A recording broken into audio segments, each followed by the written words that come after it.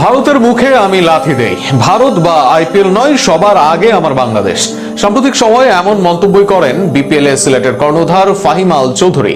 নিজের এক সাক্ষাৎকারে ফাহিম বলেন ঠিক এমনটাই। সেখানে মুস্তাফিজ ইস্যু নিয়ে কথাও বলেন ফাহিম। ভারতের প্রতি ছুড়ে দেন লাথি। পুরো বিষয়ে ফাহিমের মন্তব্য নিয়ে থাকছে প্রতিবেদন। বিপিএল দিয়ে এসেছিলেন আলোচনায়, সেখানে ফাহিম আল চৌধুরীর উক্তি ও প্যাশন নজর কেড়েছিল সবার। বিপিএল এ সিলেটের দায়িত্ব নিয়ে মাঠ ও মাঠের বাইরে ছিলেন সরব। এর বাইরে দলে এনেছেন মঈন আলী, ওমর জাই, Chris Woakes, Sam Ayub, Sam billings এর মতো তারকা ক্রিকেটারদের। এর বাইরে ম্যাচের ফলাফলে তার প্যাশন ছিল চোখে পড়ার মতো।